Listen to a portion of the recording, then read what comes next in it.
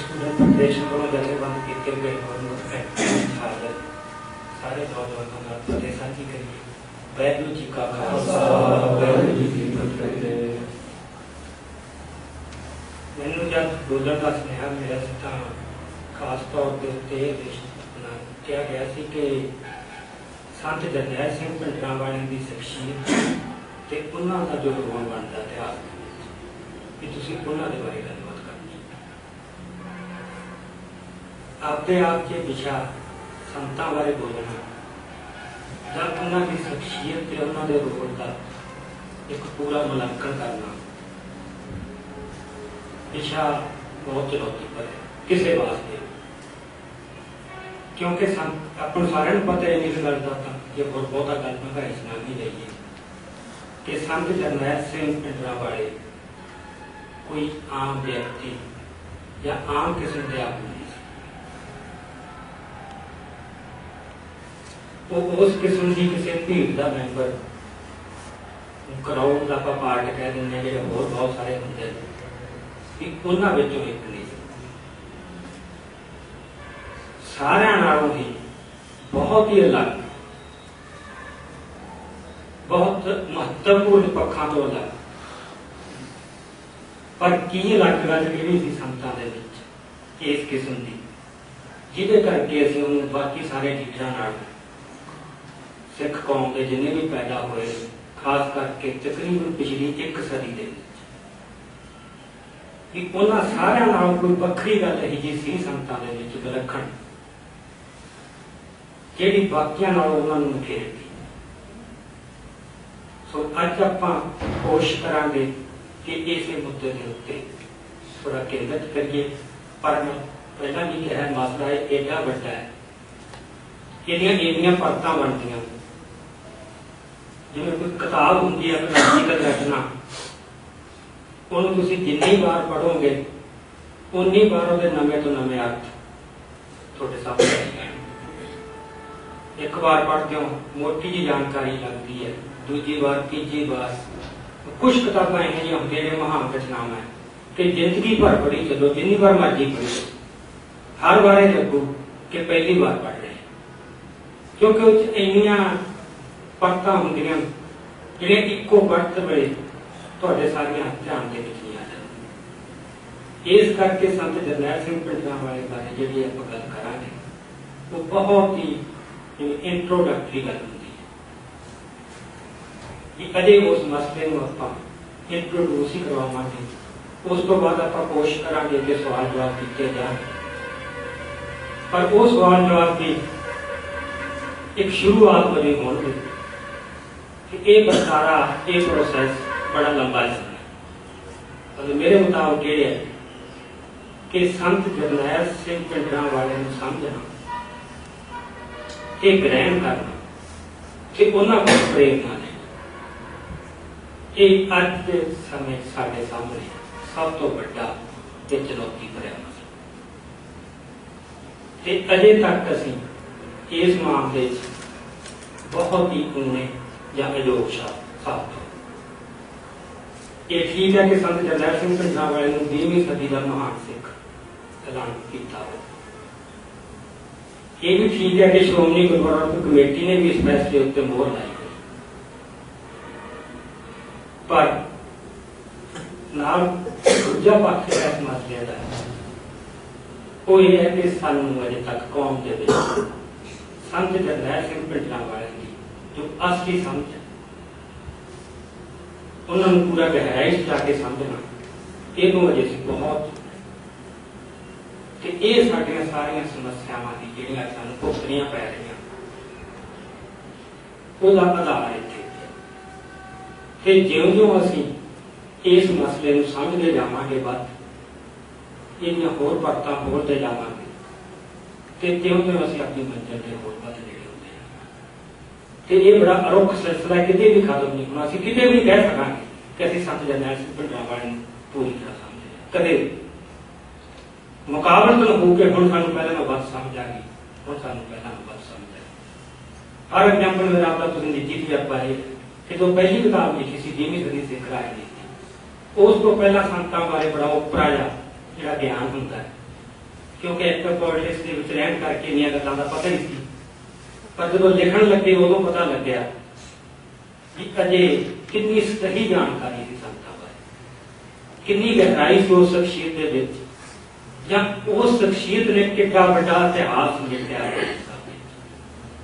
कि वो इतिहास दीयां सारियां गुजरां खोजणियां ते फरोलणियां ते समझणियां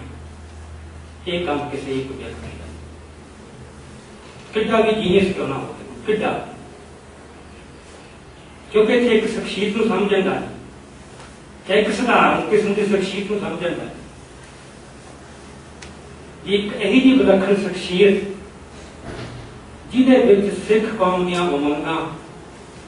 सिख कौम दीयां पीड़ां, सिख कौम के दर्द, एक पूरा इतिहास का दौर है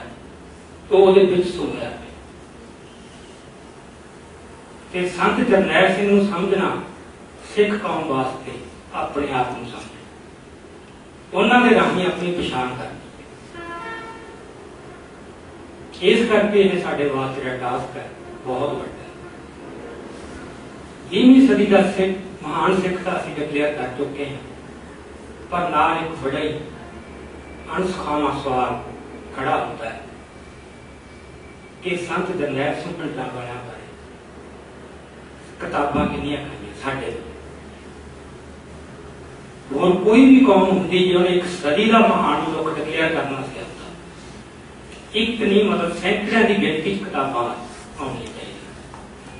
कोई किसी पक्ष से रोशनी पाउंदा, कोई किसी पक्ष से रोशनी पाउंदा,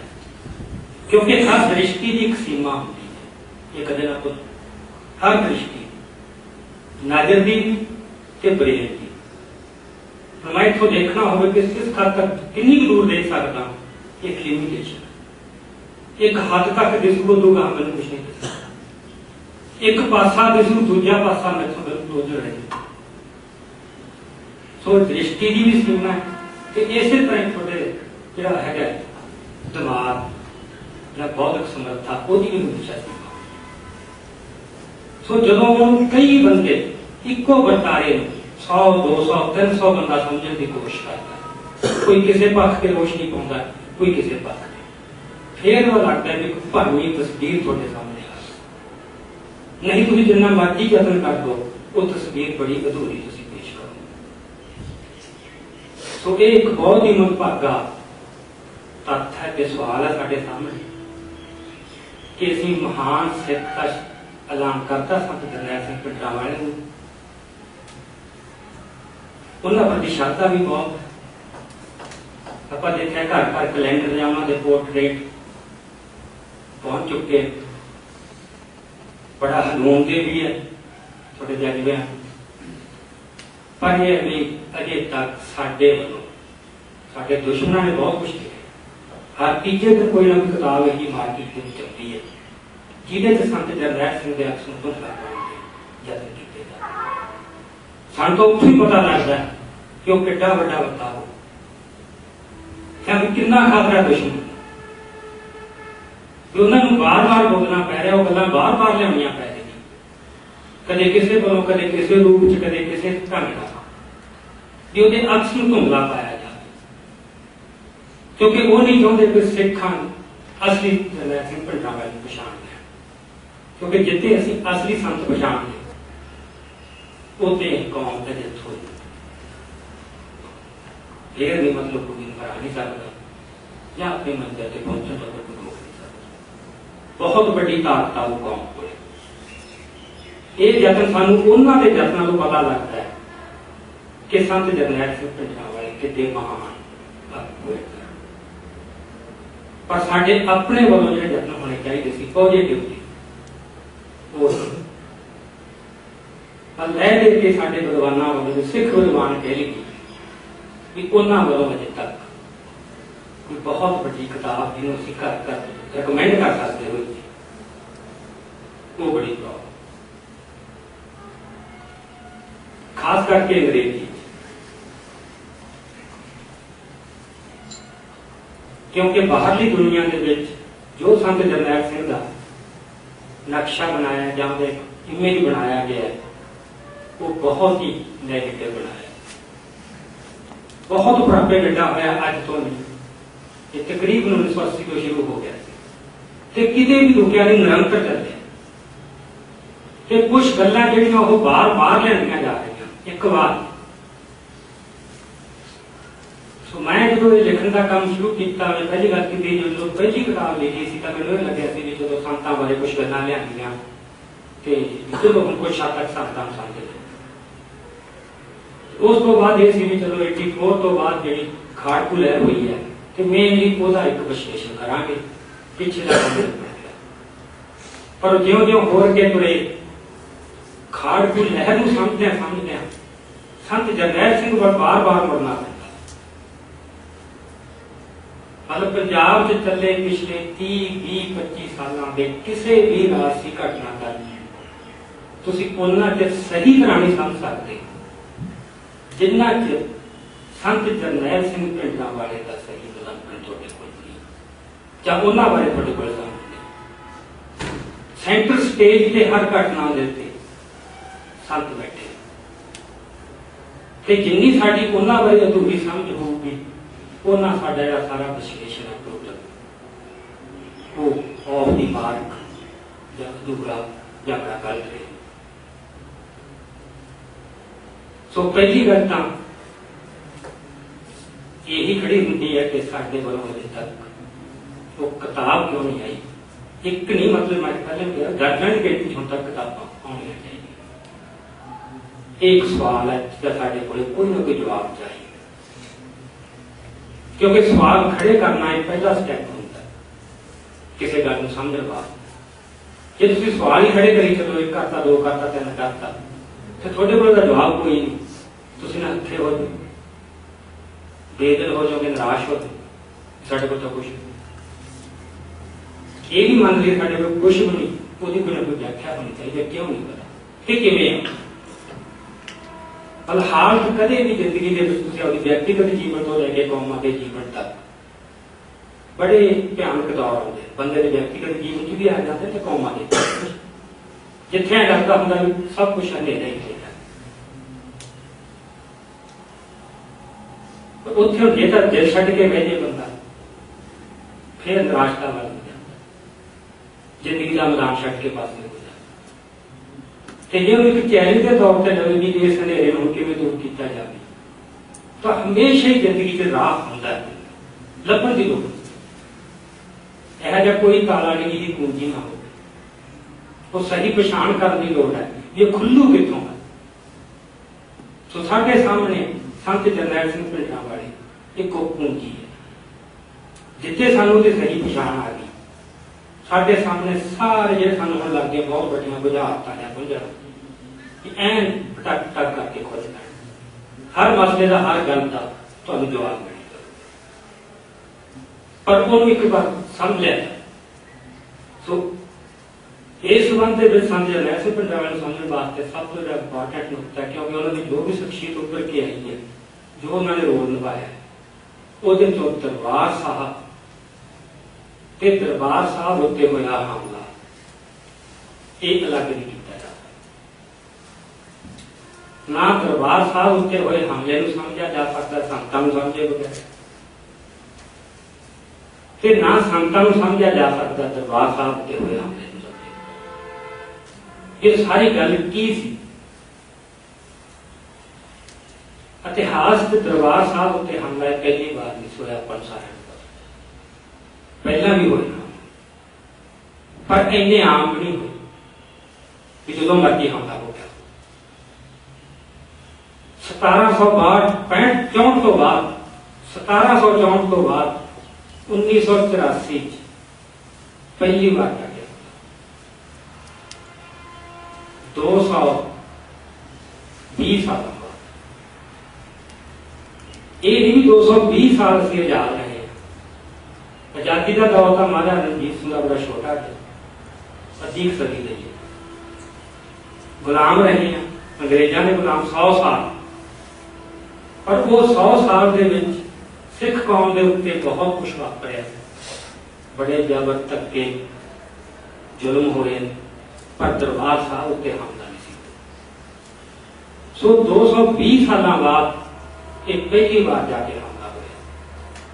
हुण इन्हां दोहां हमलियां दे जिहड़े पहले हमले होए वो 20 सालां दे विच 5 हमले होए मुगलों वालों अफगानियों बार बार हमले होते रहे। उन्हां हमलियां दा ते जो 84 दे विच हमला होया इहदे विच की समानता ते की फर्क है, ये बहुत साडे वास्ते महत्वपूर्ण सवाल है। एक जिहड़ा बड़ा मोटा जिहा फर्क हर एक बंदे नूं समझ आ सकदा है वो ये है कि जो पहला हमले होए सीगे 18वीं सदी के विच जदों भी दरबार साहब ते हमला हुंदा सी जिन्हों भी इतिहास पढ़िया कीते उन्होंने साफ पता कि सारी कौम दे विच एकदम रोज आ पैंदा ते सारी कौम एकदम एक मुठ हो जाती। दरबार साहब उत्ते हमला कौम एक कर दिता, एक मुठ कर दिता। एक खासियत सी 18वीं सदी च होया हमला जिहड़ा 1984 विच दरबार साहब ते हमला होया ਉਹਦੇ ਚ ਗੱਲ थोड़ी जी वक्री हुई, थोड़ी जी भी एक हुक्म बहुत ही है वो ये भी कौम एक मुठ नहीं हुई है वो भी आप गल करांगे नाल कौम को लड़ाई हुई है 2 धड़े की बनी गई। ये इतिहास पहली बार होया कि सिखां दा एक वर्ग हमला करने दे विच भाईवाल बनया सीधा हमला कर कितनी गई सिख फौजी जिहड़े सी कितनी गिनती सिख अफसरशाही कितनी गिनती के विच पोलीटिकल लीडर जो टेलीविजन के रेडियो के मंचा पे आके खुले आम बोले हमले के पक्ष ये पहला कदे नहीं वापरिया इतिहास पहली बार वापरिया। 18वीं सदी की सोच नहीं सकता कि दरबार साहब से हमला हो गए तो कौम कोई दुविधा या शंके पैदा हो गए हो या कौम की बड्डियां पैणियां हो एक फलाद सारी कौम एक हो जाए। सो ये पहली बार गल इत्थे वापरी कि सिखां दा एक वर्ग सीधा दरबार साहब के हमले भाईवाल बनया ते सीधा उसकी हमायत के विच पहुंचा। ਇਹਦਾ ਸਾਡੇ ਕੋਲ ਕੋਈ ਨਾ ਕੋਈ जवाब है। एडा बड़ा सवाल डिस्टर्बिंग सवाल नहीं बनया था ते जे तां साडे कोल जवाब कोई नहीं कि क्यों हो गया जब कि साडे कोल एक कन्विंसिंग एक्सप्लेनेशन तां दा मतलब है कि असीं सिद्धांत तौर ते बहुत ही नाते हो जाए। सो इन्हां सारियां गल्लां दे जिन्ने मैं सवाल खड़े कर रहा है गल्लां उठ रही वो सारियां दे सेंटर दे विच संत जरनैल सिंह उन्होंने समझने की कोशिश करा कि सारे सवालों के जवाब आए जाएंगे। सो आम तौर पर जो प्राप्त करने की भाषा की गल करते हैं असी ये 2 हमलियां के विच समानता वध दर्शाने फर्क घट दिखाया। तो मेरे मुताबिक ये है भी उस फर्क को समझने की लोड़ क्यों। सब तो बड़ा सवाल सब तो बड़ा पॉइंट का समझने वाला वो है कि जो अहमद शाह अब्दाली या लखपत राय या जकरिया खान जो उन्होंने वो हमले करते थे दरबार साहब से तब किसी भी सिख के मन च कोई शंका या दुविधा या सवाल खड़ा नहीं होता कि हमला क्यों हो गया। यही जी गल नहीं थी जो समझ ना आती होगी क्यों दुख होता सीगा रो भी आता सी गुस्सा भी होता पर ये नहीं सी भी शॉक एंड डिसबिलीफ ये तो मनन नहीं होता है कि मैं हो गया क्योंकि लड़ाई बड़ी साफ सी रिश्ता इतना साफ सी भी दुश्मन है साढ़े एक आ लड़ाई चल रही है टोटली खत्म करने तुलिया हुआ है खत्म करने पिछों एक सोच है उसका नजरिया है एक पार्ट ही है भी दरबार साहब को शक्ति मिलती है ना उस सोमे बंद कर खत्म कर दो नष्ट कर गल बड़ी सिंपल है किसी कोई ओला है जी किसी समझ ना आती जो स्पष्टता हो गई उदों फिर कोई रौला नहीं आएगा कन्फ्यूजन नहीं कोई। 84 ਦੇ ਵਿੱਚ ਕੀ ਹੋਇਆ ਕੌਮ ਦੇ ਵਿੱਚ ਦੋਵੇਂ ਗੱਲਾਂ ਵਾਪਰੀਆਂ गुस्सा भी आया रो भी दुख भी होया बहुत पर नाल कन्फ्यूजन भी घटा क्यों एक ही हो गया जो किसी चीज का कहते ना अणक्यासी हो गए तो कदे सोचे नहीं सी जिंदगी च गल जो वापर सकती। अहमद शाह अब्दाली होरे नहीं सी। हुण इन्हां दोहां गल्लां दे विच बहुत बड़ा सवाल खड़ा है या नुकता बहुत बड़ा समझण वाला कि इत्थे आके जिहड़ा एक कंफ्यूजन खड़ा होया जां ये लग्या भी ना मनण योग गल जां ये कदे सोचे नहीं सी हमला हो जू। क्यों? क्योंकि जिन्हें हमला किया ਉਹਦੇ बारे साड़ी धारणा यह सी कि वह बगाड़ना नहीं सकता। जो अपने वालों थोड़े से कोई हमला हो जाए उदों दोवें गल्लां होंदियां, शौक ते डिसबिलीफ तुहानूं एक बार बेख्याल करता किन्ना कि तुहानूं पता ही नहीं लगता भी ये क्यों हो गया। ਇਹਦੇ ਨਾਲ एक बड़ा रहा वापरता तुहानूं आपदे आप बारे भी किते ना किते शक खड़ा हो जाता है, सवाल उठता कि किते मैथों तो नहीं कुछ गलत हो गया भी नहीं तो होना नहीं चाहिए भी आपदा ही क्यों करूंगा। अहमद शाह अब्दाली को 18वीं सदी के किसी सिख के मन के सवाल कदे नहीं खड़ा हो क्योंकि साथों का नहीं गलत हो गया क्योंकि शांति का किसी आधार ही कोई नहीं पता कोई ना लड़ाई है तो उस लड़ाई तो करने का इत्थे जो वापरिया ਉਹਦੇ ਚ ਇਹ ਸੀ ਵੀ ਕਿਤੇ ਸਾਥੋਂ का कुछ गलत नहीं हो गया। सो सवाल अपने ਵੱਲ ਮੁੜਿਆ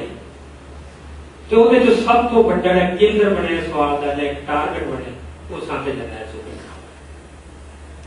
मैं ਹੁਣ जो तीजा पार्ट लिख रहा किताब का उदों लिखण के संबंध जो मैं पढ़ रहा वो पीरियड भी जून 84 को लेके नवंबर 84 तक जिन्ना सिख एलीट है उपरला तबका जी पर सिखा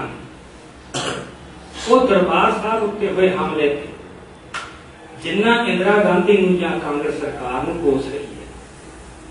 नाल ही बराबर उतना संत जरनैल सिंह भिंडरावाले बहुत पुरानी जो ऐन दुख की घड़ी थी उदों वो नाल बराबर का दोषी उन्होंने ठहरा है। दिल्ली दे विच सिख का एक फोरम पेपर कढ़ते होंगे जो उसमें बहुत एलीट से एयर मार्शल अर्जन सिंह, जगजीत सिंह अरोड़ा, भगवंत सिंह बहुत ही बड़े बंदे सारे वो फाइलें देखो उस अखबार दी पर इन्ना गुस्सा सन भिंडरावाले के खिलाफ नफरत जी है कि जिवें ये है सारी समस्या की कौम को मरवाने वाला या बराबर का दोषी इंदिरा के बराबर का दोषी ये अपने बड़ी आम बोलचाल की भाषा से कुछ बंद कुछ बंद गलबात करने का मौके मिलते रहते वो ये गल बड़ी खुल के कहते अपने एक बड़े महत्वपूर्ण हस्ती से कौम की अकाल तख्त के पहले लागे रह चुके हैं उन्होंने मतलब बड़ी क्लियर कट शब्दों की गल कही है कि एक बंदे ने सारी कौम को उगले कराए कि जो कुछ साडे नाल वापरिया ਉਹਦਾ ਜ਼ਿੰਮੇਵਾਰ ਭਿੰਡਰਾਵਾਲੇ ਜੇ ਸ਼ੰਭੂ ਦੇ ਬਾਰਡਰ ਤੋਂ ਅੱਗੇ ਜਾ ਕੇ ਸਿੱਖਾਂ ਦੀ ਪੱਗ ਲੱਗ ਗਈ ਤਾਂ ਉਹਦਾ ਦੋਸ਼ੀ ਸੰਤ ਭਿੰਡਰਾਵਾਲਾ। ਸੋ ਐਡਾ ਵੱਡਾ ਅਨਰਥ ਦਰਬਾਰ ਸਾਹਿਬ ਤੇ ਹਮਲਾ ਸਿੱਖ ਵਾਸਤੇ ਸੰਤ ਜਰਨੈਲ ਸਿੰਘ ਭਿੰਡਰਾਵਾਲਾ ਨਾਲ ਕਹਿੰਦੇ ਲੱਖ ਵਿਰੋਧ ਹੋ ਸਕਦਾ ਉਹਦੇ ਸਿਧਾਂਤ ਉਹਦੇ ਤੌਰ ਤਰੀਕੇ ਉਹਦੀ ਸੋਚ ਉਹਦੀ ਰਾਜਨੀਤੀ कुछ भी ले लो व्यक्तिगत पद्धति से कहते लाख विरोध हो सकते ये विरोध 18वीं सदी में सिखा के नहीं सी गया पर दरबार साहब से जो हमला होता सी उदों सारा सिख एक बतौर सिख वो इकट्ठे हो जाते सी। ये कदे नहीं सी होया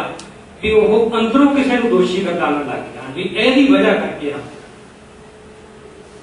हुण जदों इतिहास का एडा बड़ा थोड़े नाल मतलब अनर्थ वापरे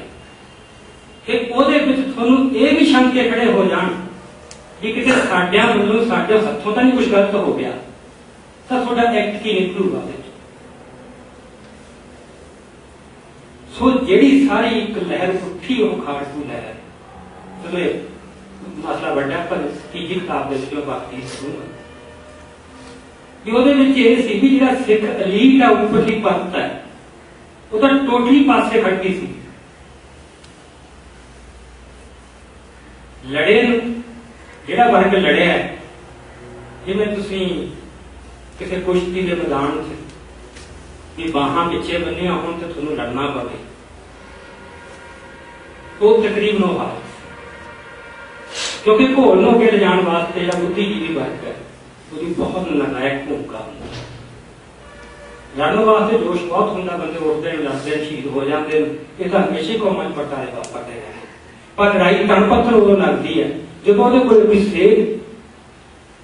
ते एक भविख का नक्शा होंगे, वो काम बुद्धिजीवी ने करना। सो लड़न वाले तो लड़के शहीद भी हो गए, कुर्बानियां भी दे, सब कुछ हो गया, पर जिन्होंने घोल को अगे लैके एक सेध देनी सी वो पासे हो जाए, बिल्कुल, क्योंकि उन्होंने मन शंक के सवाल खड़े थे, वो तो बराबर का दोषी मनी बैठे थे। जे नवंबर 1984 के दिल्ली के सिखा ना वापरी होंगी गल, तो संत जरनैल सिंह भुट्टो वाले के खिलाफ सिख कौम के अंदर ही बहुत उच्चियां आवाज़ां होर वो तो चलो घटनावां तरने रह गई कि नवंबर 84 जो कुछ दिल्ली च वापरिया ਉਹਦੇ ਨਾਲ काफी बंदियां ਜਿਹੜੇ ਪਹਿਲਾਂ संत जरनैल सिंह भुट्टो वाले दोषी मान के जाते थे, एकदम जिवें ਵੱਡਾ सट वजी होंगी है भी एक ही हो। जब दरबार साहब के हमला तो कह सकते हैं संत जरनैल सिंह भुट्टो वाला उत्थे बह के जो कुछ कर रहा था, उन्हें दुश्मन को एक मौका दिता भी दिल्ली च बैठा सिख जो किसी भी पक्षों कोई कसूरवार नहीं, उत्थे हमला क्यों हो, ये क्या बड़ा कतलेआम क्यों, उन्होंने कुछ सोचने की मजबूर करता भी नहीं, गल पटाने की नहीं, गल कोई होर है। काफी सैक्शन चुप कर गया, पर अजे भी बहुत बड़ा सैक्शन साडे विच बैठा है जिहड़ा अजे भी संत जरनैल सिंह भुट्टो वाले हुण तक लिखी जा रहे हैं। तो हुणे Gurdev Singh Grewal joint secretary home secretary बहुत बड़े अहदे तो रिटायर हुए हैं, हिंदुस्तान का होम सैकटरी ज्वाइंट सैकटरी, उसने सारा सरकार का पार्ट बन के सारा पीरियड हैंडल किया। उन्हें हम किताब लिखी रिटायर होने तो बाद, उस किताब कुछ बहुत वधिया गल्लां क्योंकि अंदरलियां गल्लां सारियां ने कट के बाहर लिया भी की कुछ सिखां दे खिलाफ की कुछ सोचा गया, किवें बनता है। पर नाल बदों किताब पढ़ के हैरानी होती है कि संत जरनैल सिंह भुट्टो वाले के खिलाफ इन्नी नफरत उस बंदे ने अजे भी अज जिवें गाल कट के गल अजे हम ये नहीं कोई पर्सनल आग डाल है, कभी जिंदगी को मिली नहीं, मतलब कोई विरोध भी नहीं उस तरह। सो गल की है सिखा का एक वर्ग एडी बड़ी गल के दरबार साहब से हमले होते मतलब ये लगन लग गई। सो ਉਹਦੇ ਵਿੱਚ ਗੱਲ हो गई जो पहला की कि जो अपने वालों कुछ ਹੁੰਦਾ ਲੱਗੇ ਨਾ ਜਿਹੜੀ ਇਹ ਸਮਝ ਸੀ ਵੀ ਇਹ ਸਾਡੇ ਆਪਣੇ ਗੜਬੜ ਕੇ ਇੱਥੇ ਪਈ ਸੀ ਵੀ ਮੁਸਲਮਾਨ ਜਾਂ ਮੁਗਲ ਜਾਂ ਅਫਗਾਨੀ ਉਹ ਸਾਡੇ ਦੁਸ਼ਮਣ ਤੇ ਇਹ ਜਿਹੜੀ ਇੰਡੀਅਨ ਸਟੇਟ ਦਾ ਅਸੀਂ ਪਾਰਟ ਬਣਿਆ ਹੈ, ਸਾਡੀ ਸਟੇਟ ਹੈ, ਸਾਡਾ ਦੇਸ਼ ਹੈ, ਸਾਡਾ ਰਾਜ ਹੈ, ਅਸੀਂ ਇਹਦੇ ਵਿੱਚ ਸਥਿਤ ਹਾਂ, ਅਸੀਂ ਸਾਂਝੀ ਹਾਂ। ਉਹਦੇ ਵਿੱਚੋਂ ਤੁਹਾਨੂੰ ਮਤਲਬ ਇਹ ਲੱਗੇ ਵੀ ਪਰਿਵਾਰ ਦੇ ਇੱਕ ਮੈਂਬਰ ਨੂੰ ਇਹ ਲੱਗੇ ਵੀ ਇਸ ਪਰਿਵਾਰ ਦੇ ਮੁਖੀ ਨੇ ਮੇਰੇ ਨਾਲ ਧੱਕਾ ਕਰਤਾ, ਜਿਵੇਂ ਪਰਿਵਾਰ ਆਪਣੇ ਪਿੰਡਾਂ ਦੇ ਵਿੱਚ ਆਮ ਤੌਰ ਤੇ ਹੋ ਜਾਂਦਾ। ਸੋ ਕਈਆਂ ਦਾ ਇੰਨੀ ਗੱਲ ਹੀ ਨਹੀਂ ਵੀ ਜੋ ਬਿੱਤ ਕਰਾ ਜਾਵੇ ਆਪਦਾ ਵੱਲੋਂ ਬਿੱਤ ਕਰਾਤਾ, ਜਦੋਂ ਆਪਦਿਆਂ ਵਾਲੀ ਗੱਲ ਆਉਂਦੀ ਹੈ ਨਾ ਉਹਦੇ ਤੁਹਾਨੂੰ ਅਲਟੀਮੇਟਲੀ ਕਿਤੇ ਜਾ ਕੇ ਮਾਫ ਕਰਨਾ ਪੈਂਦਾ। ਦੇਖੋ ਪਰਿਵਾਰਾਂ ਦੇ ਕਿੱਡੇ ਕਿੱਡੇ ਵਿਰੋਧ, ਕਿੱਡੇ ਕਿੱਡੇ ਮਸਲੇ, ਕਿੱਡੀਆਂ ਕਿੱਡੀਆਂ ਬੇਇੱਜ਼ਤੀਆਂ, ਅਲਟੀਮੇਟਲੀ ਚੱਲ ਕੋਈ दिन हल करने की कोशिश करें। सो जब अटेम्प्ट निकलती है ये एक वक्ती तौर पर जिन्होंने एवरेशन कहने हैं, ये कोई भुल होगी, मतलब तो बड़िया बड़िया गलतियां हो जाती हैं, इन भुल के तौर पर लिया गया भी भुल भी की तो भी इंदिरा गांधी फिर गांधी या पार्टी जो एक वर्ग है इतों का जी स्टेट है ਉਹਦਾ ਰਿਸਪੌਂਸ ਜਾਂ ਉਹਦੇ ਐਕਸ਼ਨ ਦੇ ਤੌਰ ਤੇ ਦੇਖਣ ਦੀ ਬਜਾਏ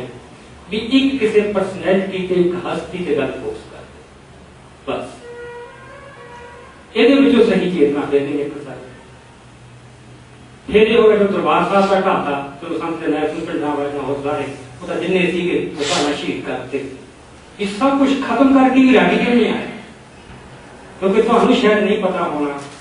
ਤੁਹਾਡੀਆਂ ਉਮਰਾਂ ਤੁਸੀਂ ਉਦੋਂ ਬਾਅਦ ਆਏ कि दरबार साहब के हमले तो बाद 3 महीने एक ऑपरेशन चलिया जिन्होंने बॉर्डर वाल ऑपरेशन, ਉਹਦੇ ਵਿੱਚ ਇੱਕ ਇੱਕ ਪਿੰਡ ਦੀ ਮਤਲਬ ਘੇਰੇਬੰਦੀ ਕਰਕੇ ਤਲਾਸ਼ੀਆਂ ਲੈ ਕੇ ਉਹ ਸਾਰੇ ਪੰਜਾਬ ਦੇ ਵਿੱਚ 3 ਮਹੀਨੇ ਮਤਲਬ ਉਹਨਾਂ ਨੇ ये पत्ता पत्ता छाण के बंदे का जिसे भी थोड़ा बहुत शक हुंदा सीगा उन्होंने फड़ के एलिमिनेट कर या केस पा देने या बहुत बुरी तरह टॉर्चर करना, बहुत बुरी तरह डिलीट करना। सो जे संत जरनैल सिंह भंडारा नाल तकलीफ होंगी कभी तो फिर तो उत्थी गल 7 जून खत्म हो जानी चाहिए, पर 7 जून खत्म नहीं हुई। गल नवंबर 84 तक जा पाए, नवंबर 84 की गल नहीं हुई जाके जो आप देखा मुझे एक दहाका तक नतीजा। सो ये जी गल है जिथे मैं गल बार बार आके फोकस कर रही गल तो आपको समझनी पैनी है भी जो ये सी भी साडे अपने वालों हमला होया, अपने समझना